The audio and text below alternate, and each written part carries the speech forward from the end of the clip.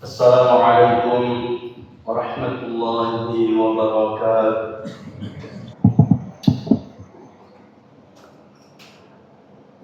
Innal hamdalillah nahmaduhu wa nasta'inuhu wa nastaghfiruh wa na'udzu billahi min shururi anfusina wa min sayyiati a'malina. May yahdihillahu fala mudilla lahu wa may yudlil fala hadiya lahu. Ashhadu an la ilaha illallah wa ashhadu anna Muhammadan abduhu wa rasuluhu la nabiyya ba'dah. Amma ba'du fa ya ibadallah wa ya amatallah, usikum wa iyaya awalan bitaqwallah faqad fazal muttaqun. Wa ahuthukum ala ta'atihi wa ta'ati rasulihi la'allakum turhamun. Ma'asyiral muslimin wal muslimat, sidang Jumat yang semoga kita semua dirahmati oleh Allah Subhanahu wa taala. Alhamdulillah, kembali kita memuji dan bersyukur kehadirat Allah Subhanahu wa taala yang masih melimpahkan karunia dan nikmatnya kepada kita semua, sehingga pada siang hari ini kita dapat berkumpul di tempat yang mulia dan di hari yang mulia ini. Tiada lain tujuan kita kecuali memperhambakan diri kepada Allah Subhanahu wa taala dan berharap ridha dan rahmatnya. Semoga apa yang kita lakukan ini menjadi sesuatu yang menunjukkan bahwa kita adalah hamba yang bersyukur atas nikmat pemberiannya, dan menjadi satu bentuk keistiqamahan dan ketetapan jiwa kita yang hanif, yang berada pada fitrah yang difitrahkan oleh Allah Subhanahu wa taala, yang senantiasa lurus beribadah kepada Allah Subhanahu wa taala. Dan yang tidak kalah pentingnya, semoga apa yang kita lakukan ini didasari dengan iman dan niat ikhlas karena Allah Subhanahu wa taala, yang dengannya kita dapat memperoleh pahala yang berlipat ganda di sisi Allah Subhanahu wa taala.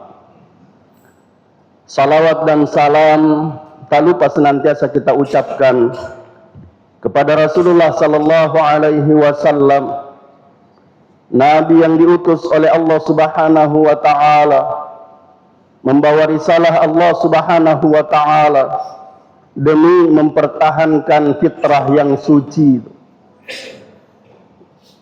yang mudah-mudahan apa yang disampaikan oleh Rasulullah sallallahu alaihi wasallam dapat kita terima, kita amalkan dan kita perjuangkan hingga kita menghadap pengadilan Allah Subhanahu wa taala yang tetap dalam fitrah yang suci.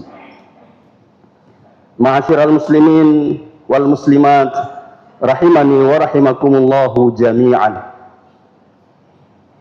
Allah Subhanahu wa taala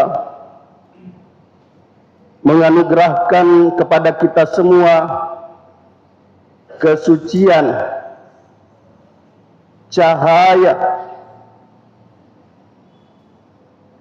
yang kita dapatkan sejak kita lahir, dan memberikan potensi kepada kita semua untuk bisa mempertahankan cahaya Allah Subhanahu wa taala tersebut. Allah Subhanahu wa taala berfirman, A'udzu billahi minasy syaithanir rajim. Wa id akhadha rabbuka min bani adama min zuhurihim dzurriyyatahum wa ashhadahum 'ala anfusihim alastu bi rabbikum qalu bala syahidna an taqulu yawmal qiyamati Inna kunna an hadza ghafilin. Ingatlah ketika Tuhanmu mengeluarkan dari tulang punggung anak cucu Adam, keturunan mereka, dan Allah mengambil kesaksiannya terhadap diri mereka, seraya berfirman, alastu bi rabbikum, bukankah aku ini Tuhanmu? Qalu bala syahidna. Semuanya menjawab, betul, engkau adalah Tuhan kami dan kami bersaksi tentang itu. An taqulu yaumal qiyamah, kami melakukan yang seperti itu kata Allah Subhanahu wa taala, agar kalian tidak mengatakan pada hari kiamat nanti, inna kunna an hadza ghafilin. Sesungguhnya kami lengah, kami lalai terhadap hal ini.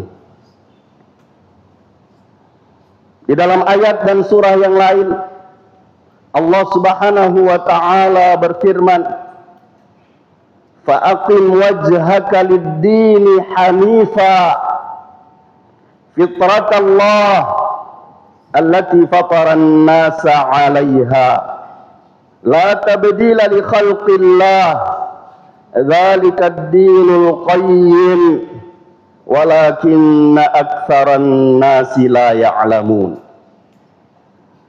Maka hadapkanlah wajahmu dengan lurus kepada agama Islam sesuai dengan fitrah dari Allah Subhanahu wa taala yang telah menciptakan manusia menurut fitrah itu. Tidak ada perubahan pada penciptaan Allah tersebut. Itulah agama yang lurus. Tetapi kebanyakan manusia tidak mengetahui. Jamaah sekalian, yang semoga kita semua dirahmati oleh Allah Subhanahu wa taala. Kita diciptakan dengan fitrah. Kita diperintahkan untuk tetap berada pada fitrah Allah Subhanahu wa taala. Dan yang dimaksud fitrah pada ayat di surah Ar-Rum ayat 30, ayat yang kedua yang kita baca tadi, adalah manusia diciptakan oleh Allah Subhanahu wa taala dengan naluri beragama, yaitu agama tauhid yang lurus. Jadi orang yang berpaling dari agama tauhid berarti menyimpang dan menyalahi fitrahnya. Fitrah merupakan kondisi suci, potensi tauhid, kecenderungannya untuk mengenal kebaikan dan mengetahui apa yang diperintahkan oleh Allah Subhanahu wa taala dan senantiasa mengabdi kepadanya. Tapi tentu kita semua meyakini bahwa Allah Subhanahu wa taala menciptakan manusia dengan setannya, menciptakan manusia dengan hawa nafsunya yang tidak jarang menjerumuskannya pada sesuatu yang bertentangan dengan fitrahnya. Nabi sallallahu alaihi wasallam mengatakan dalam sabdanya yang diriwayatkan oleh Imam Ahmad, bahwasanya Allah Subhanahu wa taala berfirman, inni khalaqtu ibadi hunafa'a kullahum wa innahum atathumus syayatin fa adallatuhum an dinihim wa harramat alaihim ma ahlaltu lahum wa ahlalat alaihim ma haramtu lahum wa amarathum ay yushriku bi ma lam unazzil bihi sultana. Sesungguhnya aku, kata Allah Subhanahu wa ta'ala, menciptakan semua hambaku dalam keadaan hanif, lurus. Kemudian setan mendatangi mereka, menyesatkannya dari agama mereka, mengharamkan apa yang aku halalkan untuk mereka, dan mengharamkan apa yang aku halalkan untuk mereka, dan memerintahkan agar menyekutukanku dengan apa-apa yang tidak aku turunkan penjelasan tentangnya. Dan di dalam hadis yang lain, Allah Subhanahu wa ta'ala lewat lisan Rasulullah sallallahu alaihi wasallam menyampaikan sebagaimana yang juga diriwayatkan oleh Imam Ahmad, kullu mauludin yuladu 'alal fitrah fa abawahu yuhawwidanihi aw yunassiranihi aw yumajjisanihi. Semua anak terlahir dalam keadaan fitrah, dalam keadaan suci. Bapaknya lah atau orang tuanya lah yang menjadikan dia Yahudi, menjadikan dia Nasrani, atau menjadikan dia Majusi. Dipahami dari dua hadis yang kita bacakan tadi, yang keduanya diriwayatkan oleh Imam Ahmad, bahwa setan yang bisa berbentuk nampak atau tidak nampak, bahkan bisa berwujud orang yang paling kita cintai, yang dalam hadis ini disebutkan abawahu, kedua orang tuanya, bapak ibunya, sebagai bi'ah terdekat anak, area terdekat dari anak yang baru dilahirkan itu. Bapak ibunya lah yang menjadikan dia Yahudi, menjadikan dia Nasrani, atau menjadikan dia Majusi.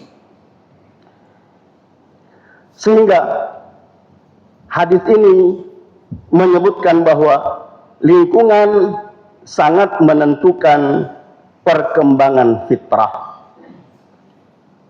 Ma'asyiral muslimin wal muslimat rahimani wa rahimakumullahu jami'an. Inilah yang ingin kita garis bawahi dalam khutbah singkat ini.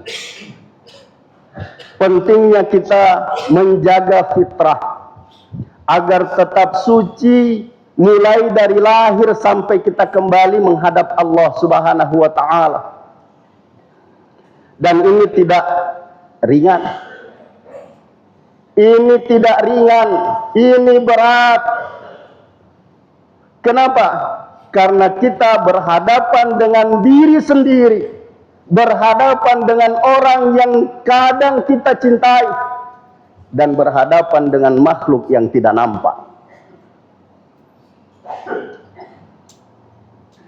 Fitrah bukan hanya akidah, tetapi juga merupakan moral mencintai kebaikan.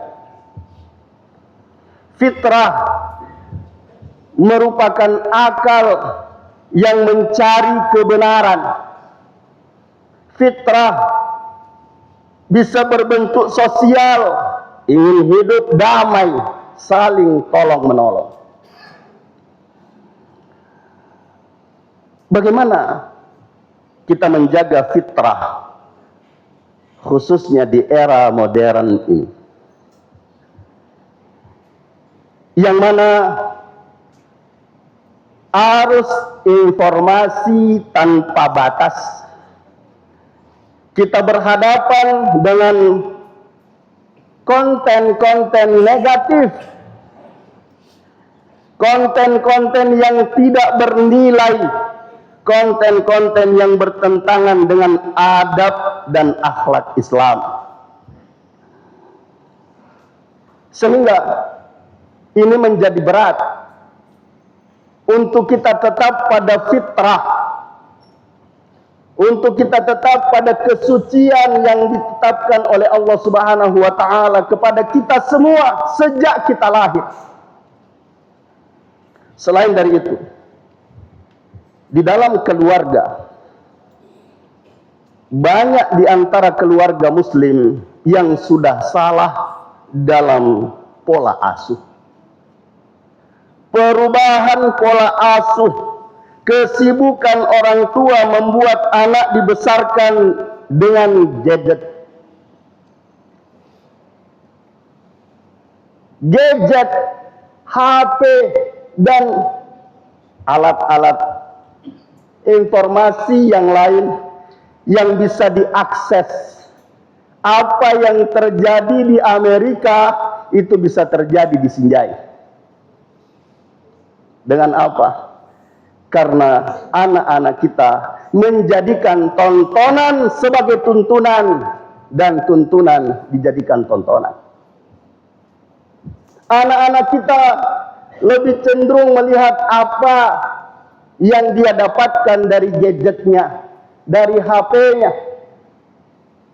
dari alat-alat monitor yang bisa mengakses sesuatu yang jauh menjadi sangat dekat dibanding dengan menghadiri tempat-tempat yang bisa memberikan tuntunan kepada dirinya. Apalagi kalau orang tua memang sibuk sehingga anak juga mencari kesibukan sendiri.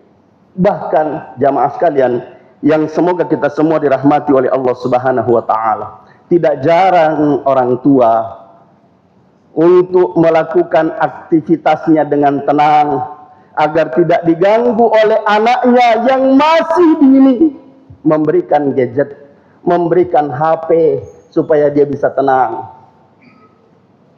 Padahal apa yang dia berikan itu adalah berdampak buruk buat diri anak.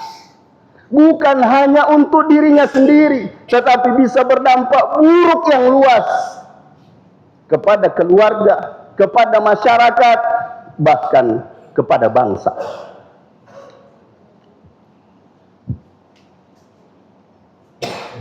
Krisis identitas. Krisis identitas. Anak muda kita dengan derasnya budaya populer membuat sebahagian generasi kehilangan arah. Sehingga terjadi pergeseran nilai. Yang baik dianggap buruk, yang buruk justru dianggap baik.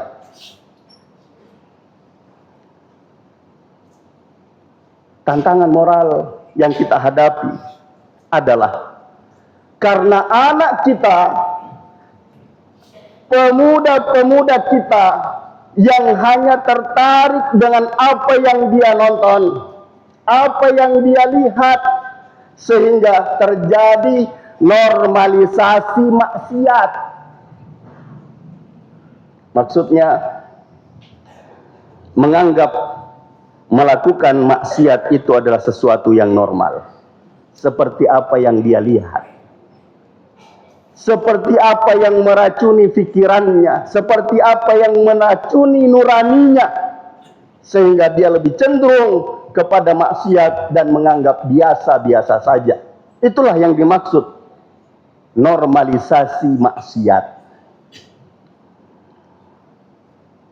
Gaya hidup materialisme dan menurunnya adab dan akhlak itu juga disebabkan oleh kesalahan asuh. pola asuh yang berubah dari orang tua yang juga memang tidak mempertahankan kesucian fitrahnya.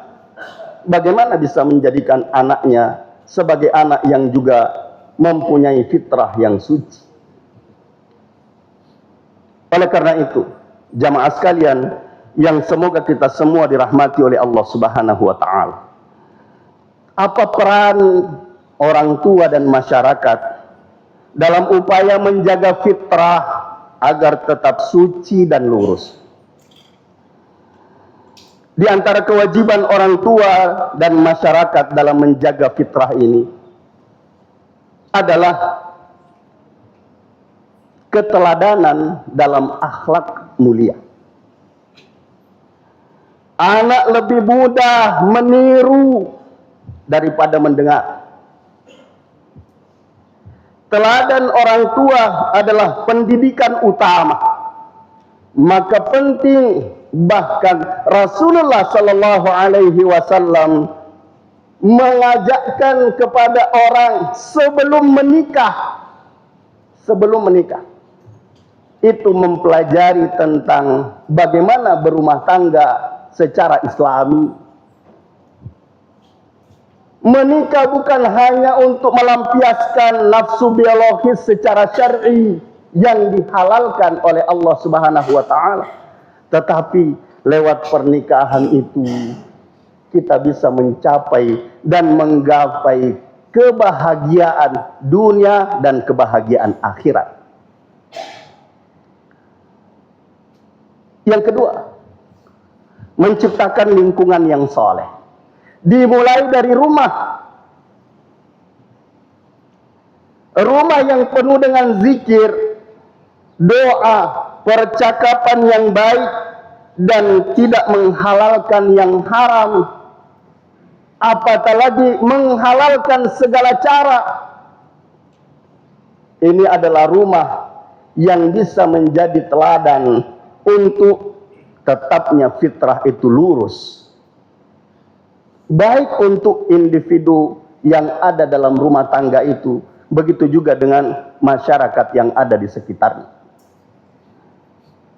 Yang ketiga, pendidikan tauhid dan akhlak mulia sejak dini. Mengajarkan kalimat tauhid, la ilaha illallah Muhammadur Rasulullah. Ada di antara anak-anak kita yang belum bisa menyebutkan ini. Apalagi kalau ditanya, apa makna dari la ilaha illallah? Tidak tahu apa yang dimaksud la ilaha illallah yang mempunyai dua rukun, an-nafyu wal isbat, menetapkan, menafikan,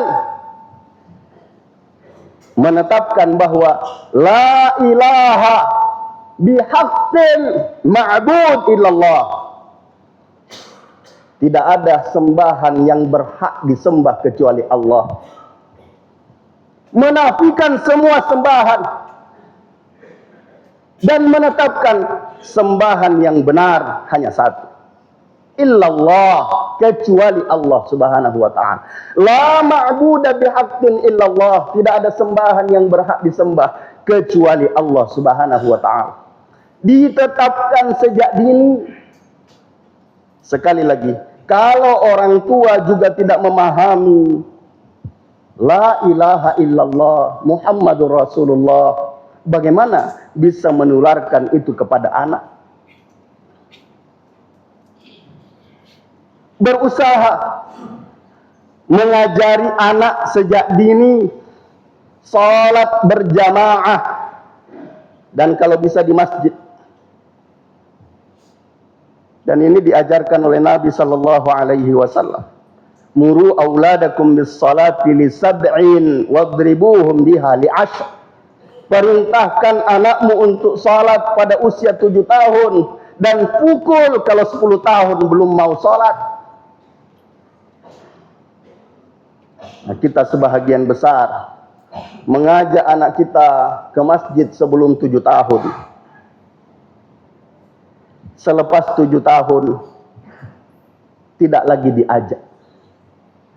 Sehingga anak yang hadir di masjid hanya anak yang bisa berlari ke sana kemari, mengeluarkan ocehan-ocehan yang bisa mengganggu orang sholat. Saya tidak mengatakan jangan, karena Rasulullah Sallallahu Alaihi Wasallam pun mengajak membawa cucunya ke masjid, sampai Rasulullah Sallallahu Alaihi Wasallam dibuat kuda-kudaan oleh cucunya. Dan kerahiman Rasulullah Sallallahu Alaihi Wasallam, pernah suatu ketika cucunya naik ke atas punggungnya ketika Nabi sholat, dan Nabi tidak mengangkat kepalanya sebelum anak itu turun. Coba kalau ini terjadi di imam kita, pengedai.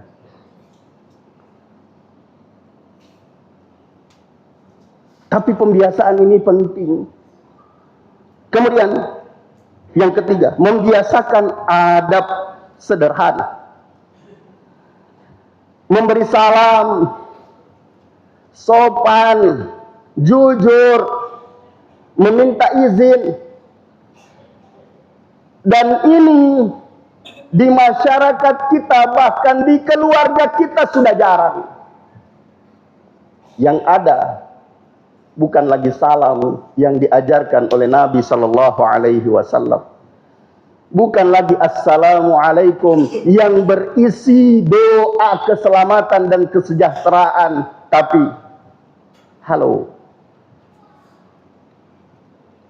how are you, dan seterusnya.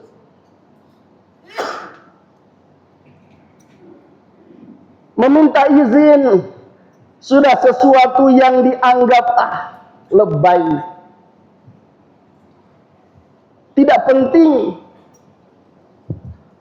sehingga mengambil hak orang lain tanpa izin itu adalah sesuatu yang biasa di masyarakat kita. Dan ini termasuk normalisasi maksiat. Yang keempat, kontrol media dan teknologi. Mendampingi anak dalam penggunaan gadget, HP dan sebagainya. Dan ini juga susah. Kalau orang tua gaptek, tidak mengerti teknologi, anaknya lebih pintar daripada bapak dan ibunya, sehingga tidak bisa menyembunyikan sesuatu, tidak bisa mendampingi anak, maka anak lebih bebas di dalam mengakses apa yang dia mau. Yang terakhir, tidak bisa membatasi konten-konten yang merusak. Kemudian, apa peran masjid dan komunitas di dalam menjaga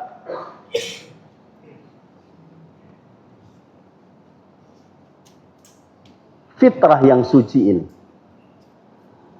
Masjid sebagai pusat pembinaan karakter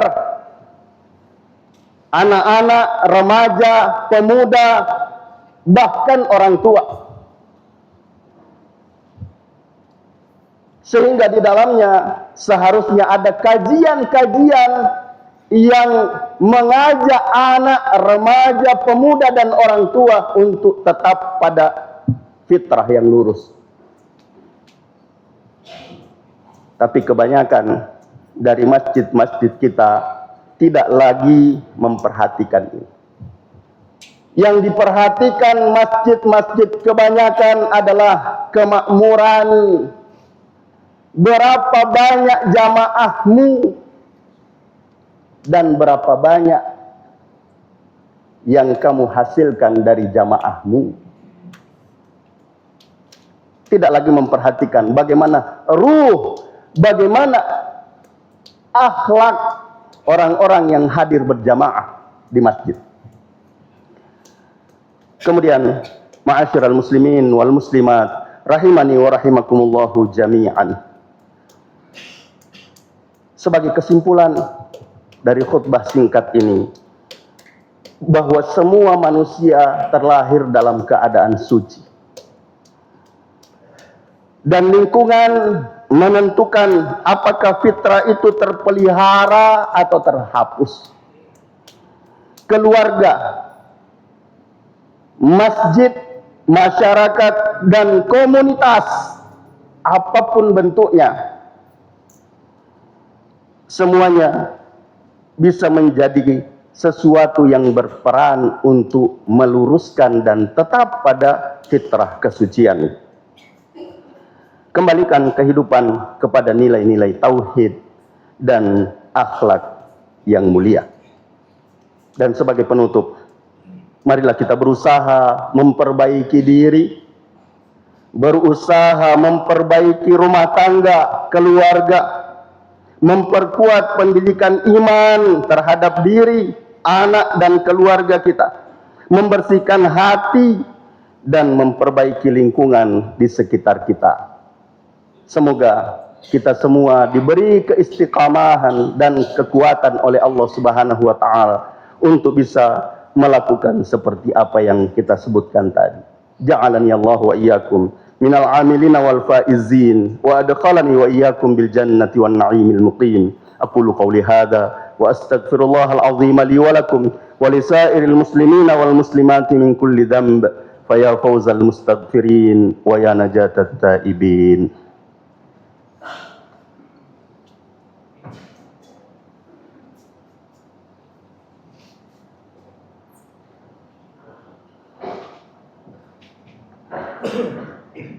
Alhamdulillahi rabbil alamin wa bihi nasta'inu ala umuri dunya waddin. Ashhadu an la ilaha illallah wa ashhadu anna Muhammadan abduhu wa rasuluhu la nabiyya ba'dah.